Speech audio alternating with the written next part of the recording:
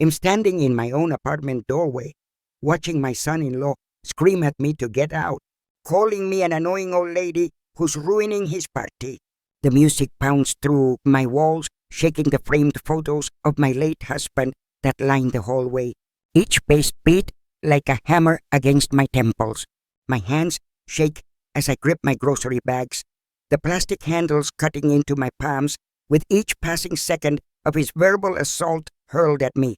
At 72 years old, my fingers are gnarled from arthritis, twisted like old tree roots that weathered too many storms without any shelter. Each knuckle tells a story of labor, of sacrifice, of building something I thought would last forever.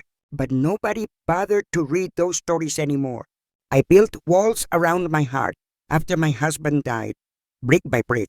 Each year of loneliness, another layer of protection against further disappointment and hurt. My dog Ted stopped calling regularly 5 years ago, then 4 years ago, then barely at all. A slow erosion of love I didn't notice until total silence. My name is Margaret, but standing there with my son-in-law's friends, laughing behind him, even my own name felt like it belonged to someone else entirely. Before I continue my story, I'd like to know who's on the other side listening to me right now, watching this unfold through these words right here. Comment your name and where you're watching from, and check if you're already subscribed to the channel. It really helps me continue bringing these real stories. Write in the comments where you're watching this video from. We love knowing how far our stories are reaching across the world and touching different hearts. How did I end up here being screamed at in my own home by a man I welcomed into my family with open arms and such genuine maternal affection?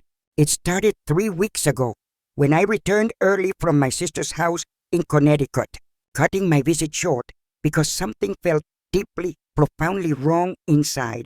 My daughter Emily had called me that morning, her voice dripping with honey, asking when I'd be back home, saying she missed me terribly and so much. That phone call should have warmed my heart, but instead it sent ice water through my veins. A mother's intuition screaming that something was desperately wrong. I'd heard that same fake sweetness before, back when she was 16 and wanted money for something she knew I'd never approve of if I knew what it was. So I came home 2 days early, taking the train back to the city, my stomach churning with anxiety, the entire 4-hour journey through those gray landscapes. When I unlocked my apartment door at 11 in the morning, expecting silence and emptiness, I found my son-in-law, David, sprawled on my late husband's recliner. He wasn't alone at all. 3 of his friends were there, 2 beer bottles scattered across my coffee table like casualties of war on that antique furniture. The television was blaring some sports game I didn't recognize at all, and the smell of marijuana hung thick in the air, unmistakable and absolutely forbidden. David barely glanced at me when I walked in, just waved his hand dismissively like I was a servant interrupting something important rather than the owner. That's when I noticed the papers spread across my dining room table, official-looking documents with my name typed across the top in bold black type. I set down my bags quietly, my heart hammering against my ribs like a trapped bird desperate for escape from a cage. I moved closer to see them. Power of attorney documents, property transfer forms, and what looked like will amendments, all with signatures that were supposed to be mine but weren't right. My hands went cold, completely numb and lifeless, as if all the blood in my body had suddenly drained straight down into my feet and through solid floor. I picked up one document, my eyes scanning the words that swam before me like fish in murky water, refusing to come into any clear focus at all. The signature looked like mine, almost perfect in its forgery, but I knew my own handwriting better than anyone alive, and this wasn't it. Not really. David finally noticed me looking at the papers, and his face changed from lazy contentment to something harder, something that made my stomach drop even more. He stood up quickly, too quickly for comfort, knocking over a beer bottle that foamed across my grandmother's Persian rug, a rug older than both of us. That's when he started yelling at me to get out, to leave them alone right now, calling me names I'd never heard from anyone in my family before. His friends just laughed, actually laughed out loud, like my pain and confusion were comedy for their entertainment, like I was less than human to these people. I backed out of my own apartment, those grocery bags still clutched in my hands, my mind reeling with implications I couldn't yet fully process or grasp.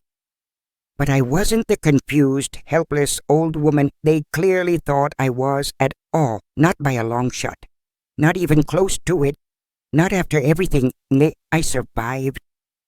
I walked to my neighbor, Mrs. Chen's apartment, 3 doors down, hands still shaking uncontrollably, vision blurred with tears I refused to let fall just yet. She took one look at my face and pulled me inside without asking a single question, settling me on her floral couch with hot tea I couldn't even taste. When I finally found my voice again after sitting there silently, I told her what I'd seen, what I'd heard, the documents with the signatures that weren't mine.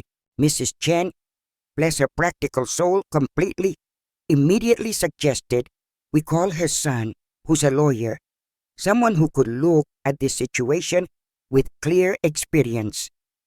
While we waited for him to arrive from his office downtown, I sat there on that couch, staring at the wall, my mind racing through every recent interaction.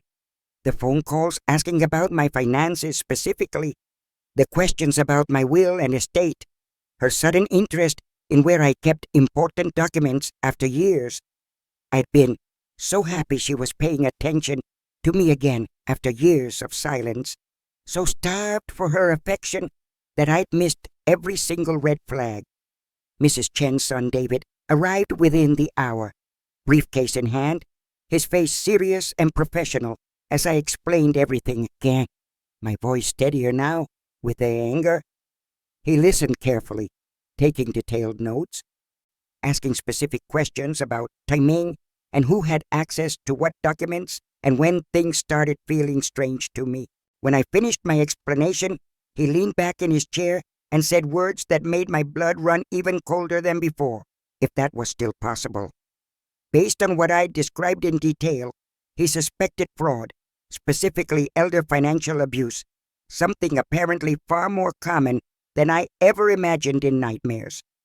He explained that my daughter and son-in-law might be trying to gain control of my assets, my apartment, everything my husband and I worked 40 years building. The apartment alone was worth over $2 million in today's Manhattan real estate market, not to mention my husband's life insurance and our retirement savings. I felt physically sick, actually nauseous to my core, my stomach churning with betrayal so profound it felt like my insides were twisting into impossible knots.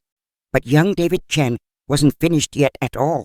His next words would crack open a truth even more devastating than simple greed, something I couldn't predict.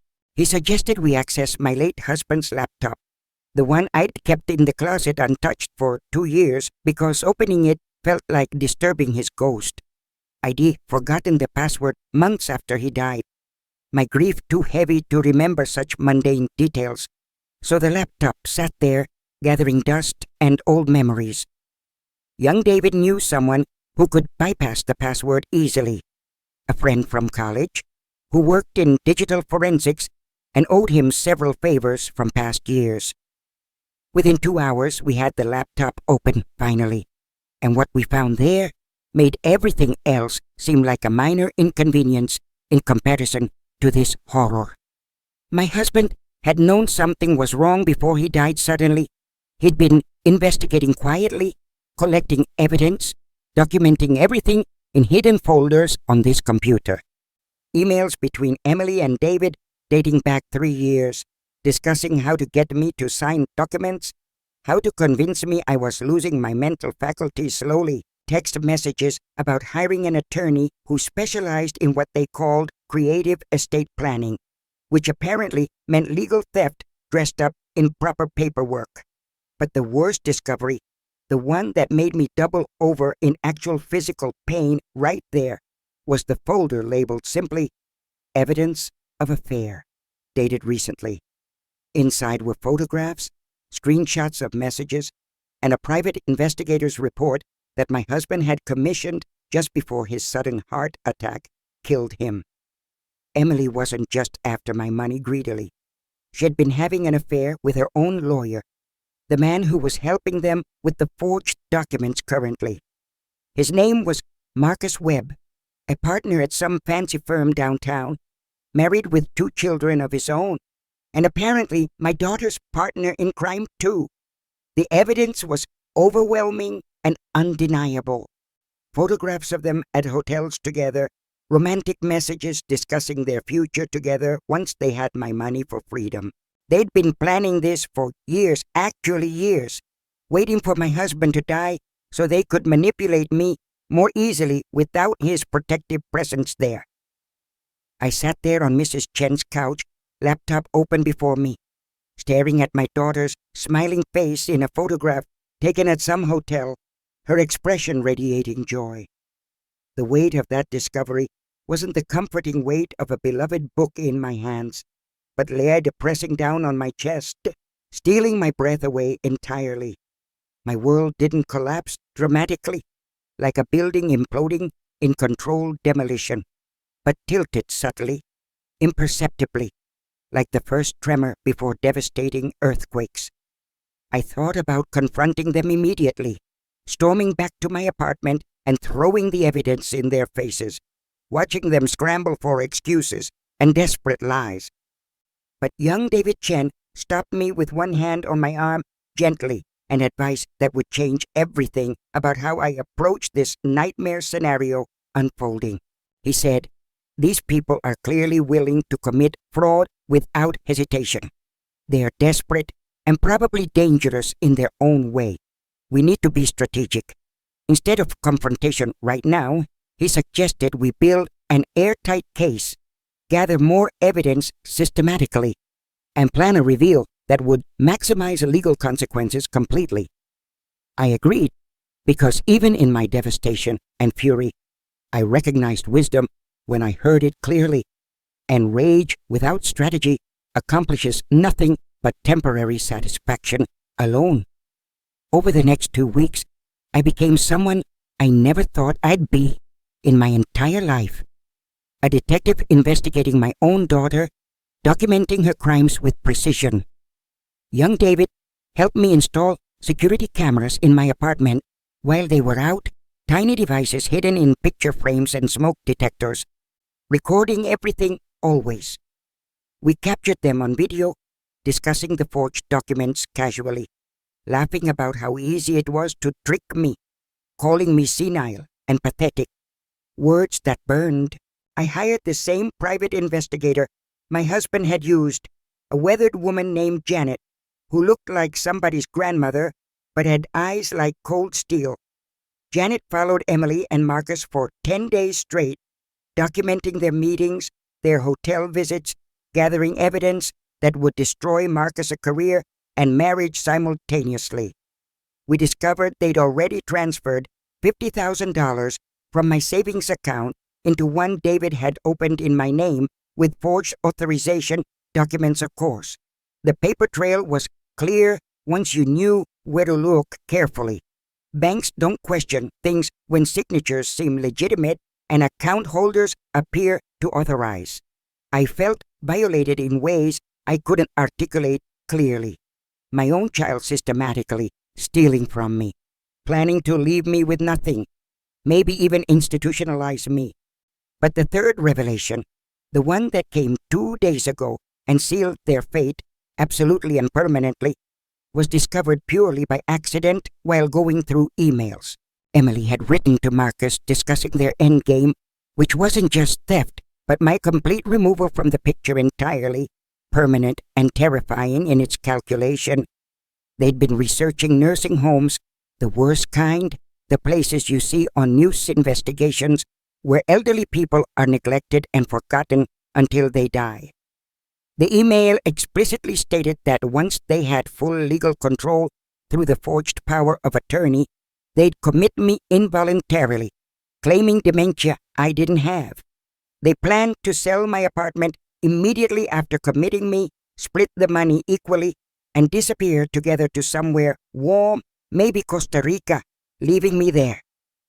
The casual cruelty of it, the complete lack of humanity in her words about her own mother, broke something fundamental inside me that can never be fixed.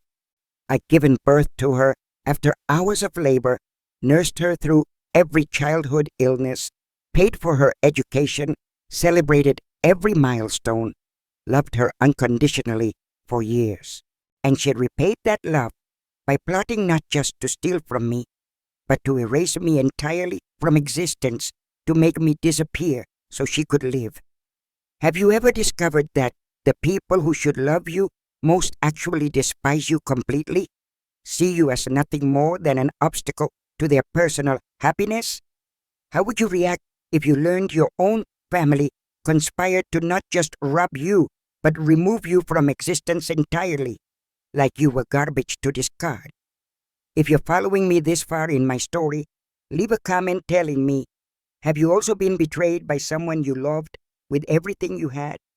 Your story matters to me, deeply and genuinely. I want to read in the comments about your experiences with betrayal and how you survived that particular hell. After discovering that final email, I knew exactly what I had to do. And I knew it had to be public, devastating, and absolutely impossible to escape from. Emily had mentioned in one email to Marcus that they were planning an engagement party, ironically using my money to fund their celebration of betrayal and theft together. The party was scheduled for this coming Saturday at some upscale venue downtown. 200 guests, all their society friends and family members invited to celebrate.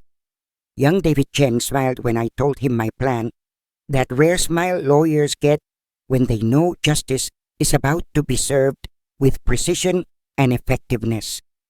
We spent the next 3 days preparing everything carefully, coordinating with the police, the bank's fraud department, and even Marcus Webb's wife, who deserved to know.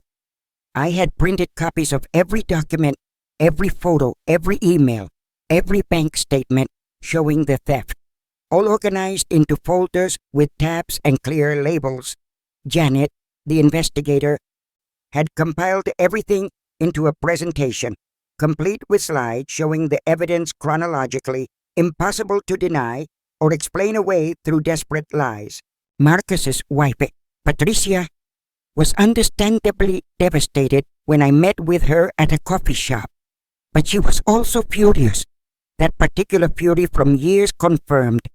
She agreed to attend the engagement party with me, to stand beside me when I revealed the truth to everyone gathered, her presence adding weight to accusations. The police couldn't arrest anyone without more formal complaints filed first, but they agreed to have officers present at the venue, anticipating the chaos about to. Saturday arrived with perfect weather, sunny and warm, the kind of day that feels like the universe itself is mocking you with its cheerful brightness and beauty. I dressed carefully that morning, choosing the navy blue dress my husband always loved, the pearls he bought me for our 30th anniversary, armor against any vulnerability. My hands were steady as I applied lipstick, steadier than they'd been in weeks, purpose and righteous anger replacing the trembling fear and shock of complete betrayal. Patricia picked me up at 3 in the afternoon, her face composed but her eyes red from crying, both of us silent in the car driving to confront this. The venue was beautiful, I had to admit honestly. String lights and flowers everywhere. My money transformed into decorations, celebrating the people destroying my life together. Emily stood at the entrance greeting guests, radiant in an expensive dress I'd never seen before, probably purchased with my stolen money, smiling that fake smile.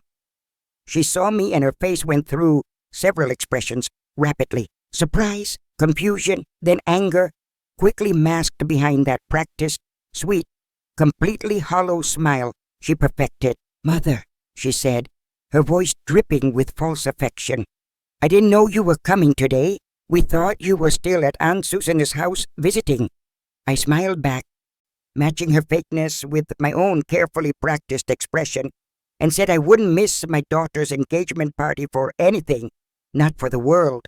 David appeared behind her, his expression darkening when he saw me standing there, clearly remembering that day he'd screamed at me to leave my own apartment.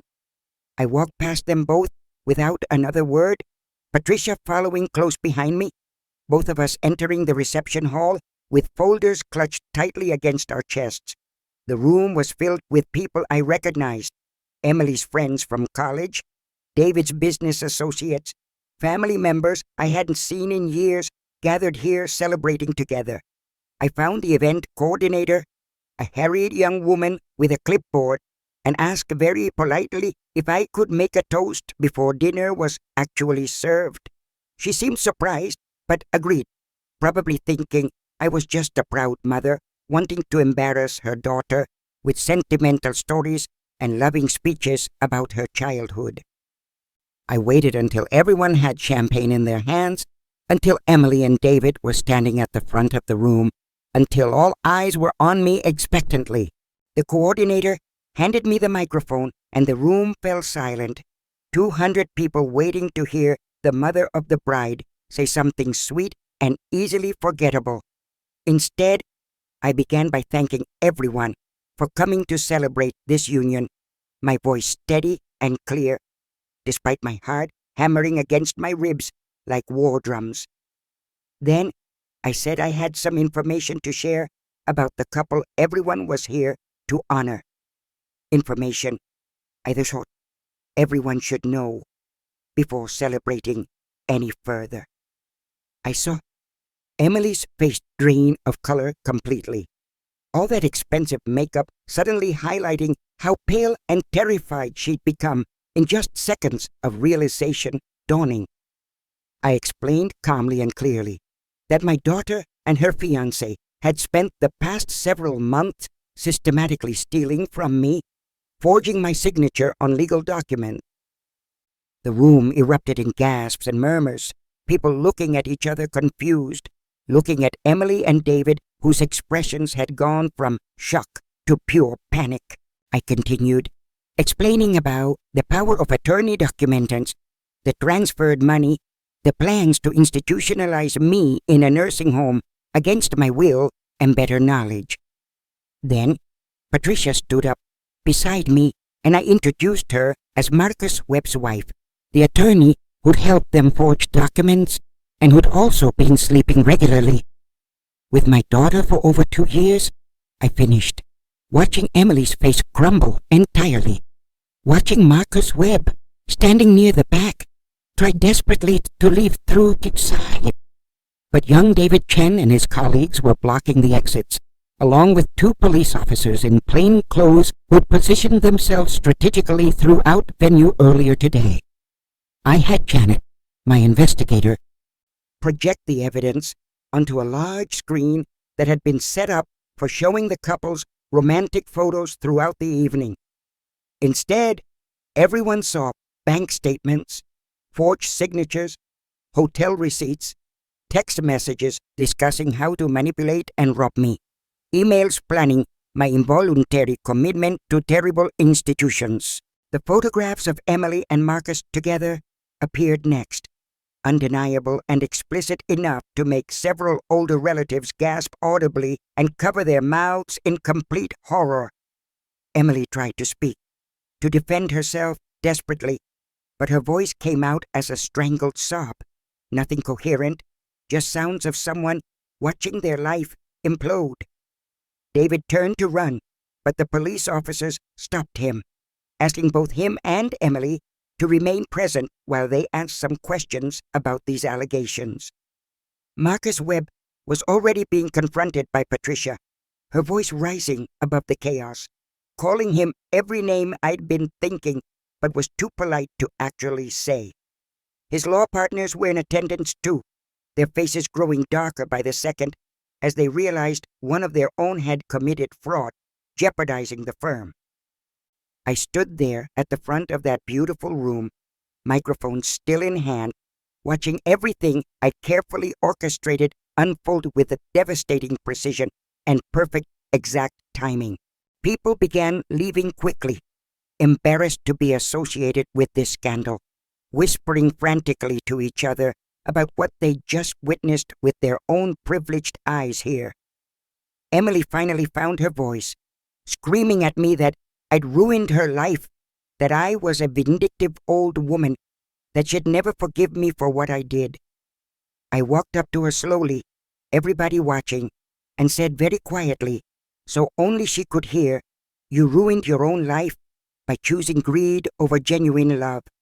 Then I turned and left, Patricia following, young David Chen behind us, leaving Emily and David standing there in the wreckage of their own making and deliberate design.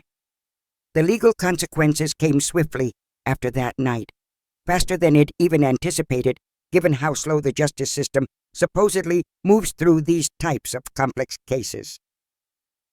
The police filed criminal charges for fraud, forgery, and elder abuse, serious felonies that carried potential prison sentences ranging from 5 to 10 years each separately. Marcus Webb was disbarred immediately. His law license suspended pending investigation. His marriage ended within days. His reputation destroyed completely and permanently beyond any possible future repair. David lost his job when his company discovered he'd been involved in elder financial abuse, their corporate policy having zero tolerance for such criminal behavior from employees. Emily called me once from jail, where she spent 3 days before her bail hearing, crying hysterically, begging me to drop the charges against them both immediately. I listened to her sob and plead for approximately 30 seconds before hanging up without saying a single word, my heart completely unmoved by her desperate tears. The bank froze all the assets they'd stolen, returning the $50,000 to my account, plus investigating every transaction they'd made in my name without permission. My apartment remained mine, all the forged documents were voided, and I had young David Chen draw up an ironclad will that left everything to legitimate charities. Not a single penny will it go to Emily. Not now, not ever, not even after I'm gone. And she thinks she can contest things through more lawyers. I made sure the will explicitly stated she was being disinherited due to her attempts to defraud me, something that makes contesting significantly harder, legally speaking, in court. The society friends who attended that disastrous engagement party spread the story like wildfire through their social circles, destroying any remaining reputation Emily had carefully built over years. She couldn't get another job in her field, couldn't show her face at the clubs and restaurants she'd frequented, became essentially a pariah overnight and completely isolated. David and Emily's relationship didn't survive the stress of criminal charges, mounting legal fees, and the complete loss of the money they'd counted on stealing successfully together. They broke up 3 months after the engagement party, each blaming the other for the disaster, their greed having destroyed even their partnership in crime together. I attended every court hearing, sitting in the front row, making sure they saw me there, watching as their lies unraveled under prosecutorial scrutiny and overwhelming evidence. The judge was particularly harsh given the nature of the crime. Elderly abuse is taken seriously, and the premeditated aspect made it impossible to show any leniency. Emily received 3 years in prison. David received 5 due to additional charges related to the documents and his role in threatening me that day at my apartment. Marcus Webb faced disbarment proceedings and civil suits from his firm, his ex-wife, and me, bankruptcy looming large in his once comfortable, prestigious future ahead. When I signed the final paperwork confirming their sentences, surrounded not by family, but by Mrs. Chen, Janet the investigator, and young David Chen, the dedicated lawyer, I felt a peace I hadn't known in decades, a bone-deep satisfaction that justice had been served proportionally and fairly to the crimes they deliberately committed together. They had lost not just the money they coveted so desperately, but something infinitely more valuable and irreplaceable: their freedom, their futures, their reputations, absolutely everything. Justice, I discovered in that moment of finality and closure, doesn't need to scream to be heard, doesn't need violence to be effective and absolutely devastating. Sometimes justice is simply holding people accountable for their choices, letting natural consequences unfold, standing firm and refusing to be a victim any longer, at all. I'm 72 years old, and I spent most of my life being what everyone expected: the quiet mother, the supportive wife, the forgiving person always there. But betrayal has a way of burning away who you were and leaving behind someone harder, someone who understands that love without respect is just clever manipulation. My daughter is in prison because she chose greed over her own mother, because she valued money more than the woman who gave her life itself and raised her. Sometimes I wonder if I could have done something differently, if there was a moment where I could have reached her before she crossed that terrible line. But then I remember the emails, the casual way she discussed institutionalizing me, the complete lack of remorse or humanity in her words about my eventual fate. She didn't see me as her mother anymore, just as an obstacle, an inconvenience, something to remove so she could have what she wanted without any interference. That's not love, that's not family, that's not anything worth preserving or protecting or forgiving, no matter how much biology tries to argue otherwise strongly. I've built a new life now, smaller but richer, surrounded by people who chose to be in my life rather than people obligated by blood ties alone. Mrs. Chen and I have dinner together twice a week. We play cards. We laugh about things that would have seemed impossible during those dark, terrible weeks. Young David Chen checks on me regularly, refuses to accept payment beyond his initial fees, says helping me was one of his most satisfying cases ever handled. Janet, the investigator, and I have become unlikely friends. She's teaching me self-defense, and I'm teaching her how to bake my late husband's favorite chocolate cookies. I volunteer now at an organization that helps elderly people recognize signs of financial abuse, sharing my story so others might catch warning signs earlier than I did. Every month, I meet someone new who's going through something similar, and I tell them what I learned, that family doesn't give anyone permission to abuse you. The money my husband and I worked for will go to organizations that protect vulnerable elderly people, to scholarships for students studying elder law, to important causes that would have made my husband proud, knowing that even after his death, his legacy was protecting people from the kind of harm his daughter tried inflicting on me. I think about him often, wonder what he would say about everything that happened, whether he'd be proud of how I handled it or disappointed I revealed everything. But then I remember he was collecting evidence too. He knew something was wrong. He died trying to protect me from what he'd already started discovering about Emily. In a way, I finished what he started. I completed his investigation and made sure the evidence he'd gathered didn't die with him in that sterile hospital room.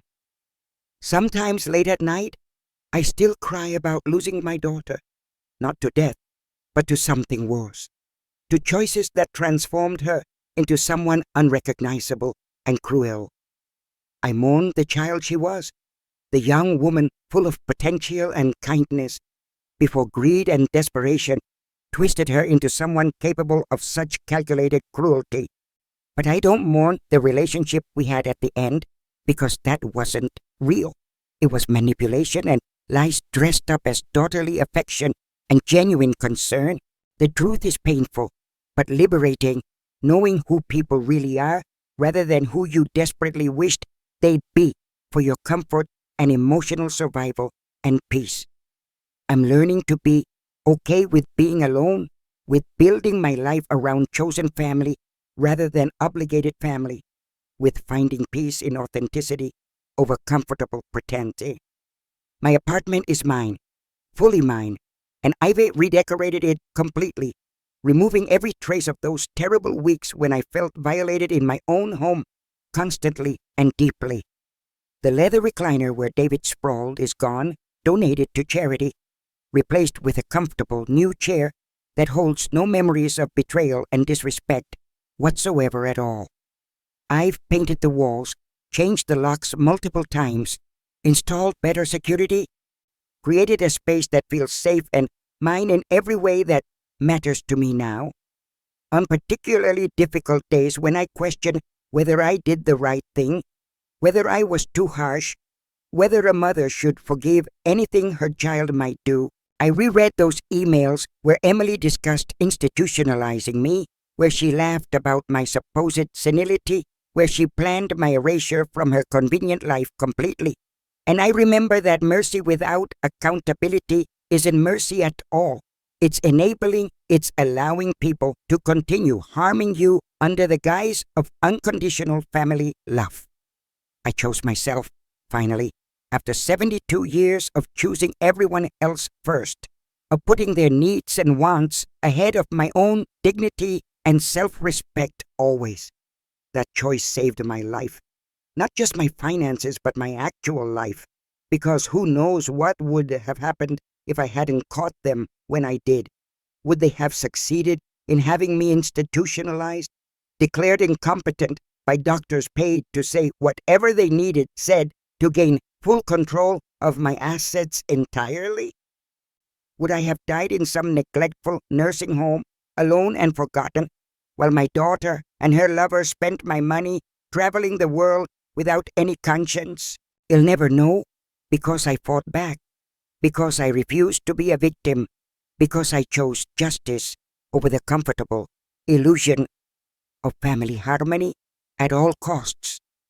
My late husband left behind more than just money and property.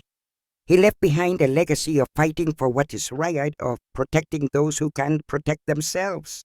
I remember our wedding day, 45 years ago, standing in that small church with 20 guests, promising to love and protect each other through everything life threw. He kept that promise until his last breath, even investigating our daughter's betrayal while his heart was failing, even collecting evidence when he should have been resting completely. The doctor said stress might have contributed to his heart attack, and I wonder if discovering Emily's plot accelerated his death, added weight to his already burdened heart. That thought haunts me sometimes, the idea that my daughter's greed didn't just target me, but might have actually killed her own father through the stress alone. But I can't prove that, and dwelling on it only makes the pain deeper. So I focus instead on honoring his memory by finishing what he courageously started. The laptop he left behind became the key to everything, a digital testament to his love and his determination to protect me even from beyond the cold grave. Inside those hidden folders were not just evidence of crime, but evidence of a husband's love, a father's disappointment, and a man's determination to make things right. He documented everything with the precision of someone who knew his time was limited, who wanted to make sure I'd have what I needed to fight back eventually. There were notes addressed to me, explaining what he'd found, telling me he was sorry he didn't tell me sooner, saying he wanted more proof before devastating me. Reading those notes broke my heart all over again. Seeing his words on the screen, imagining him typing them late at night while I slept, protecting me silently. He wrote that he'd always known Emily was selfish, but he'd hoped she'd grow out of it, hoped that maturity would bring wisdom and compassion to her character. He wrote that discovering her plot felt like losing a child, like mourning someone who was still alive but had become a stranger wearing his daughter's face and name. Those words resonated so deeply with me because they perfectly captured what I was feeling too. That unique grief of losing someone who's still technically alive but gone. The private investigator, Janet, told me she'd worked with my husband for 3 months before he died, and she said he was devastated by what he discovered slowly. She said he cried sometimes during their meetings, actual tears, when reviewing evidence of Emily's betrayal, the affair, the forged documents, all of it too much. But he never gave up, never stopped investigating, never decided it was easier to remain ignorant and die peacefully without knowing the truth about his own child. That courage, that determination to face painful truth rather than comfortable lies, is what inspired me to continue his work and see this through to the bitter end. I often wonder what our lives would have been like if Emily had been different, if she'd valued family over money, if she'd loved us genuinely instead. We'd have had grandchildren maybe, family dinners, holidays together, all the normal things that families do when they actually care about each other beyond financial ties. But that's a fantasy, a dream of something that never existed, because Emily showed who she really was, and believing otherwise would be delusional and self-destructive thinking. The Emily I thought I knew, the little girl who used to bring me flowers from the garden, who cried when she scraped her knee, never really existed. Or maybe she did exist once. And somewhere along the way, greed and selfishness consumed her, transformed her into someone capable of such calculated cruelty toward parents. You'll never know when that transformation happened, what moment or series of moments turned my daughter into someone who could plot my institutionalization and laugh about it. Was it gradual, a slow corruption over years, or was there a specific moment when she decided money mattered more than love, more than basic human decency? These questions keep me awake sometimes, circling in my mind like vultures, but I know I'll never have answers, because Emily has never shown genuine remorse or reflection. Even during the trial, when she had multiple opportunities to apologize, to show some recognition of the harm she caused, she remained defiant and blamed me instead. She told the judge I was vindictive, that I'd always been cold to her, that she deserved the money more than charities who wouldn't appreciate it properly anyway. Her lawyer tried to argue she was under Marcus's influence, that the affair had clouded her judgment, that she wasn't fully responsible for her own deliberate actions. But the evidence showed otherwise. Emails from before she met Marcus, conversations where she initiated plans, proof that this was her idea enhanced by his legal expertise. The prosecution did an excellent job dismantling every excuse, every attempt to minimize her role, every effort to paint her as a victim of circumstance rather than architect. I sat through every minute of that trial, listening to lawyers debate my daughter's character, watching her squirm as her own words were read aloud to the court. The moment they played the recording from my apartment, the one where she and David laughed about me being senile, calling me a stupid old woman who deserved this, that moment broke something in the courtroom. You could feel the energy shift. Even the judge's expression hardened, and the jury members visibly reacted with disgust and anger. Emily tried to claim it was taken out of context, that they were joking, that she didn't really mean those horrible things she said about her own mother. But how do you take out of context the phrase, "She's too stupid to even realize we're robbing her blind, and when she does, she'll be locked up anyway"? How do you explain away, we'll have her declared incompetent, take everything, and leave her to rot in some state facility where nobody will listen to her? You can't. There's no context that makes those words acceptable. No explanation that transforms cruelty into anything resembling normal family conflict or misunderstanding at all. The jury deliberated for less than 3 hours before returning with guilty verdicts on all counts: fraud, forgery, conspiracy, attempted elder abuse, all of it guilty. When the foreman read the verdicts, Emily collapsed in her chair, sobbing, finally understanding that her actions had real consequences that she couldn't charm or manipulate away. David remained stoic, his face blank, but I saw his hand shaking, saw the moment when reality crashed through his denial, and he understood his life was over. Marcus Webb wasn't on trial with them for the criminal charges, but his disbarment hearing happened the same week, and I attended that too with deep satisfaction. Watching a man who'd spent 20 years building a legal career lose everything in one afternoon because of greed and lust was its own form of perfect justice. His former partners testified against him, explaining how his actions had damaged the firm's reputation, cost them clients, created liability they'd spent years cleaning up and fixing. Patricia, his ex-wife, testified too, describing the financial harm his affair and legal fees had cost their family, the trust he destroyed with their young children. The disciplinary board listened to evidence of his role in forging documents, his affair with the client's store records while helping defraud that client. Ethical violations beyond counting.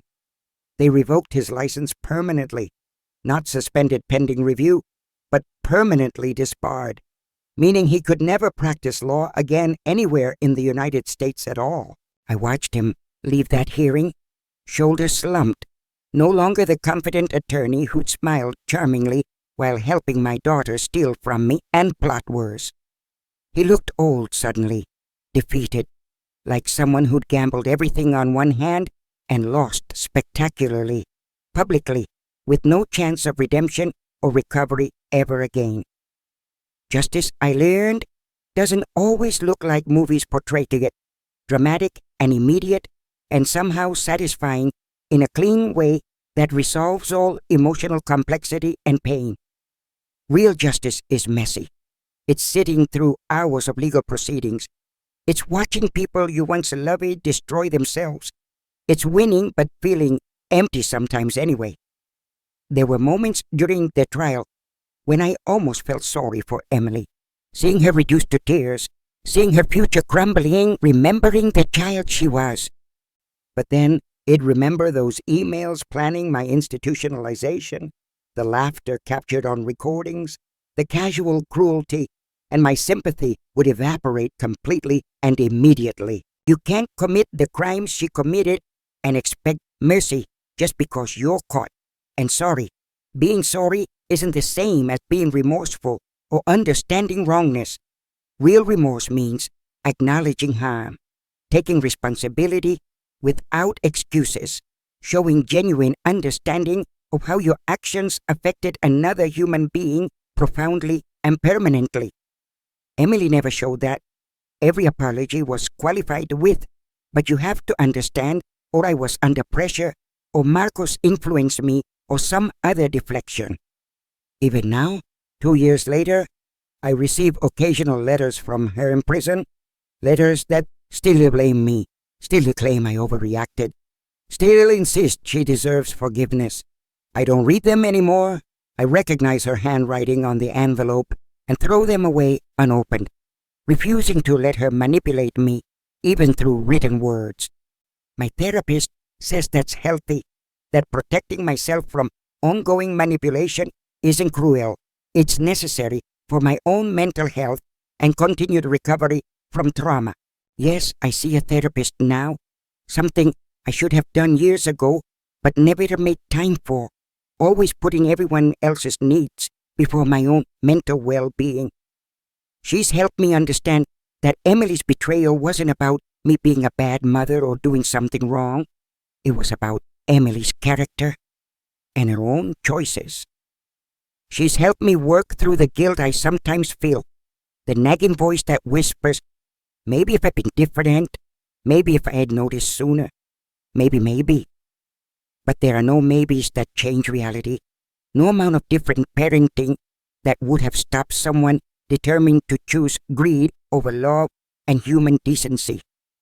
I've learned that some people are just wired differently. They lack empathy. They see relationships as transactions. They can't connect emotionally in ways that normal people do. Whether Emily was always like that, or became like that, I'll never know. But ultimately, it doesn't matter because the result is the same regardless of origin. What matters is that I survived, I fought back, I protected myself, and I made sure justice was served proportionally to the crimes committed against me deliberately. The apartment I once shared with my husband feels different now, lighter somehow, like exposing the truth and removing toxic people lifted a weight I didn't realize existed. I've made it truly mine, filled it with things that bring me joy, photographs of real friends, artwork from local artists, plants that Mrs. Chen helps me keep alive. The dining room table where I found those forged documents is gone, replaced with a smaller table, perfect for two, because I don't need space for family anymore.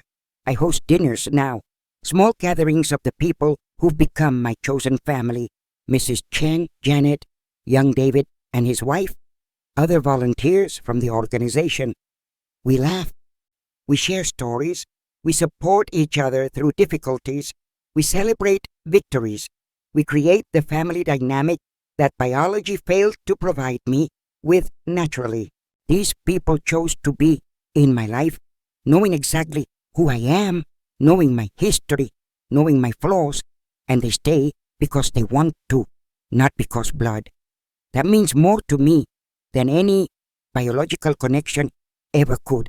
That voluntary choice to love someone, to show up for them, to be genuine in affection offered freely. I've started writing my own story too, not just for me, but for others who might be experiencing similar situations and feel alone, trapped, unsure how to proceed. Elder abuse is so common, more common than most people realize. It happens in families across all economic levels, all backgrounds, hidden behind closed doors and shame. Victims often don't report it because they're embarrassed, or they still love their abusers, or they don't know how, or they're afraid of retaliation and isolation. I want my story to reach those people, to show them it's possible to fight back, to get justice, to rebuild a life even after devastating betrayal by family. The organization I volunteer with has asked me to speak at events, to share my experience publicly, and I've agreed because silence protects perpetrators, not victims at all. The first time I spoke publicly, my hands shook so badly I could barely hold the microphone. My voice cracked with emotion, but I pushed through it bravely anyway. I told my story to a room of 200 people, professionals and victims and families, and when I finished, the applause was thunderous, overwhelming, deeply moving. Afterward, dozens of people approached me, some crying, sharing their own stories, thanking me for my courage, asking for advice, seeking hope in their own situations. That's when I truly understood the power of speaking truth, of refusing to protect abusers through silence, of using my pain to potentially help others escape theirs. One woman told me her daughter had been stealing from her for 5 years, and hearing my story gave her courage to finally contact a lawyer and authorities.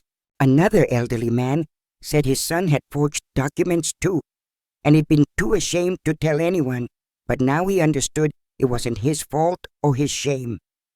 These conversations, these connections, these moments of shared understanding and mutual support have given my pain purpose beyond just my own healing and personal recovery. My husband would be so proud, I think, seeing me use our tragedy to help others, seeing me transform from silent victim to vocal advocate for change. The scholarship fund I created in his name specifically helps law students who want to specialize in elder law, in protecting vulnerable populations from abuse and exploitation. So far, we've funded 12 students, all of them passionate about justice, about protecting people who can protect themselves, about making the system work better. Some of them have reached out to me, thanking me, sharing their own experiences with elderly relatives, explaining why this work matters so deeply to them personally. These young people give me hope for the future, hope that maybe the next generation will do better, will value elderly people, will protect rather than exploit. I wish that hope existed with my own daughter, but that particular hope died when I read those emails, planning my institutionalization and laughing about my supposed senility. Emily will be released from prison in 8 months, having served her full sentence with no early release because she never demonstrated genuine remorse or rehabilitation efforts. I prepared for that day, worked with my lawyer to ensure restraining orders, security measures, everything necessary to protect myself from potential revenge or further manipulation attempts. I'm not afraid of her anymore. Not really, because she has no power over me now, no access to my finances, no ability to manipulate my emotions like before. But I'm cautious, realistic about the fact that people who've committed fraud before might try again, especially if they're desperate and angry about previous failures and consequences. David will be released in 2 years, and I've taken the same precautions with him, restraining orders, security systems, making sure all my important documents are protected. Marcus Webb has disappeared into obscurity. I heard through Patricia that he's working construction somewhere in the Midwest, rebuilding his life from absolute zero after everything. I feel no sympathy for him, despite his fall from grace.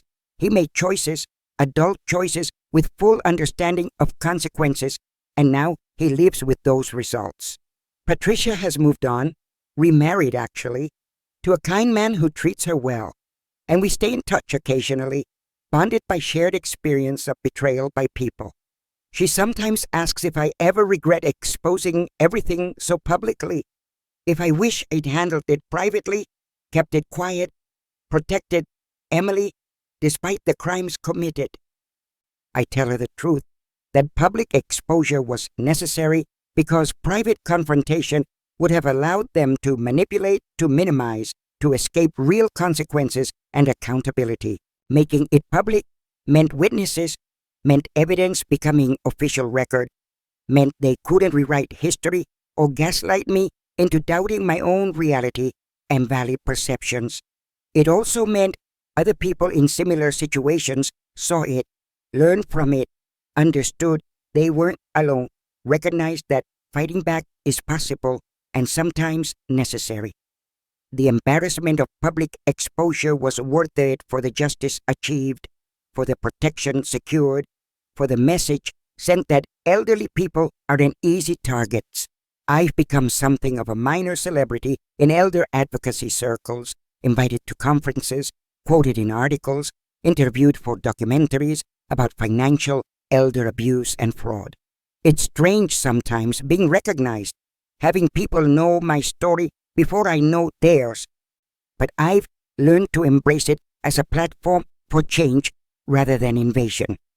Every interview I do, every article I participate in, every conference where I speak, potentially reaches someone who needs to hear this message desperately and urgently today. The message that it's never too late to fight back, that age doesn't mean helplessness, that justice is possible even when it seems impossible, that you're not alone.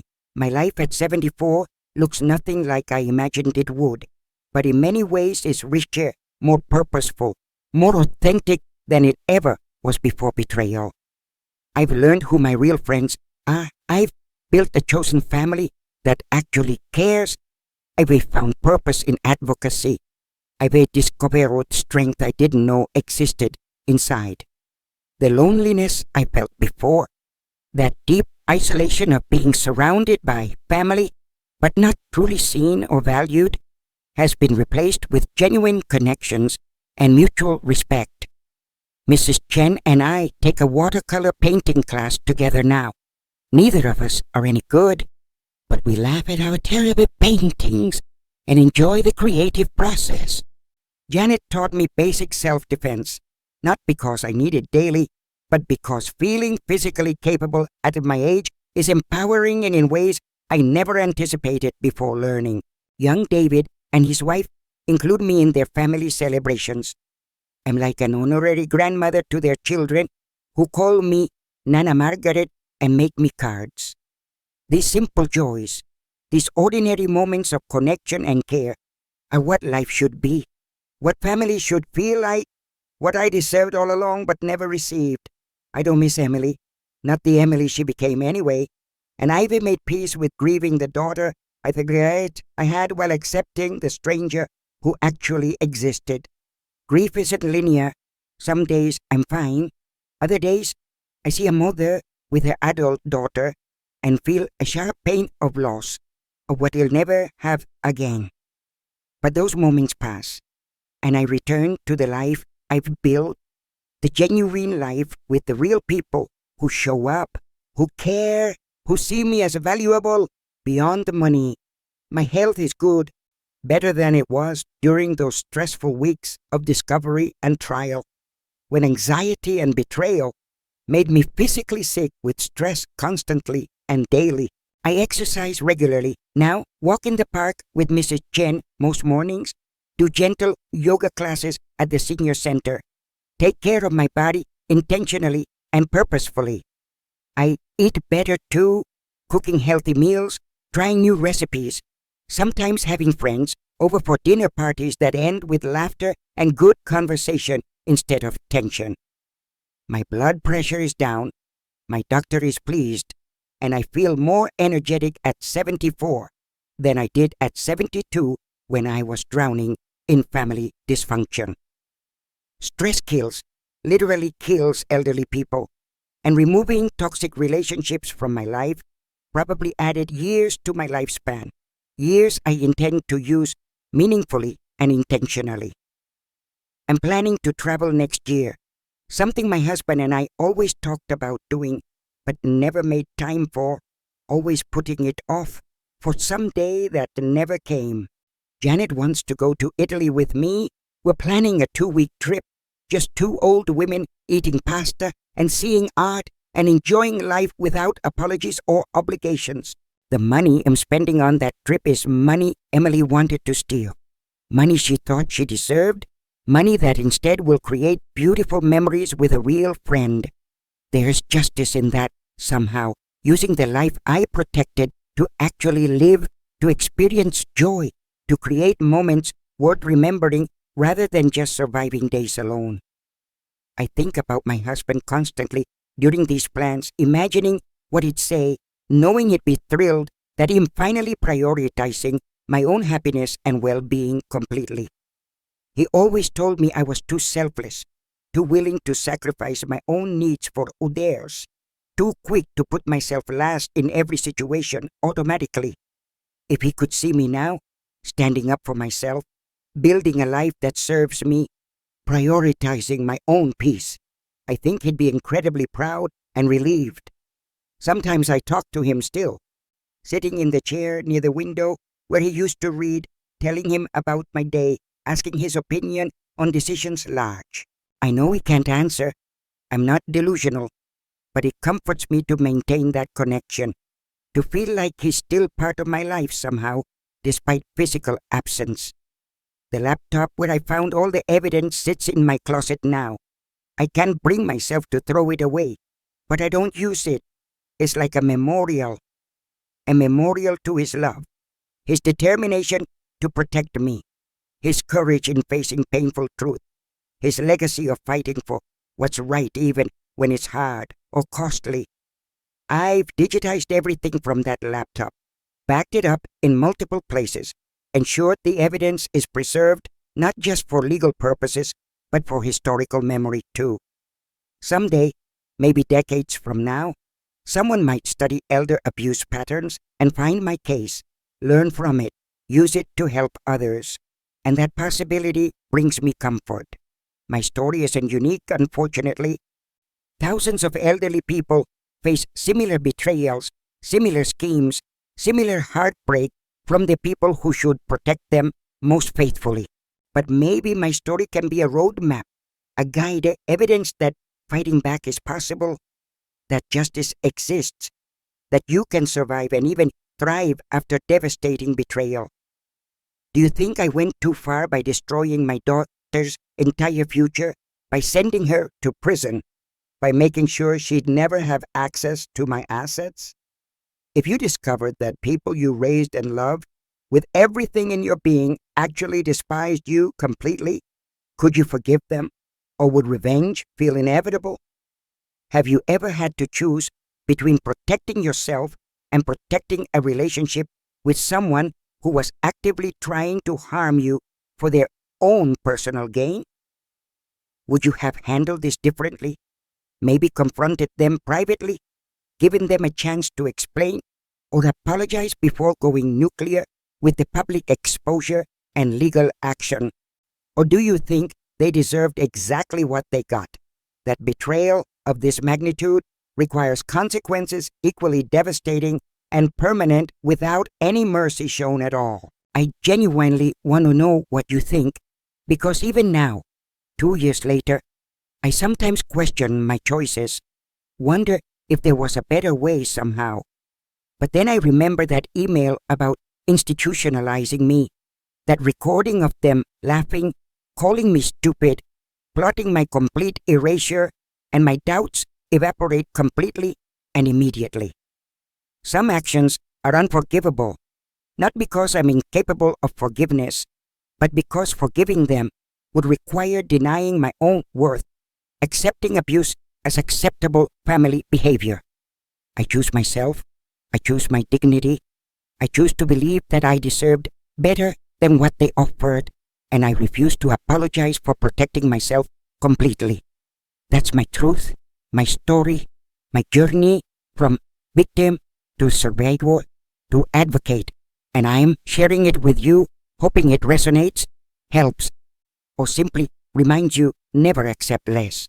Thank you for listening to my story all the way to the end, for staying with me through every painful revelation and twist in this nightmare that became my strange reality. This was my true story.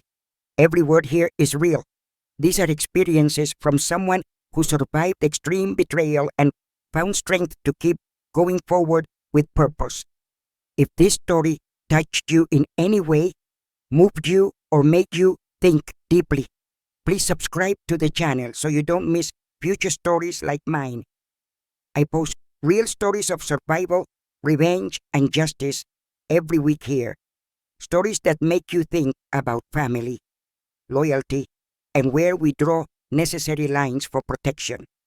And tell me in the comments, have you experienced something similar with the people you trusted completely?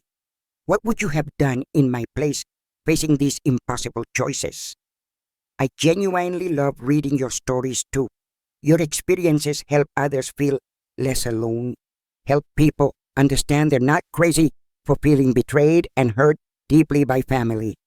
Click on the videos appearing on your screen right now for more emotional stories that will make you reflect on relationship, trust, and the complexity of family bonds. Until the next story, take care of yourselves, protect yourselves, and remember that sometimes the strongest thing you can do is choose yourself over obligation and guilt. Goodbye for now, and thank you again for being here with me, for witnessing my story, for understanding that sometimes justice is the only path to genuine peace.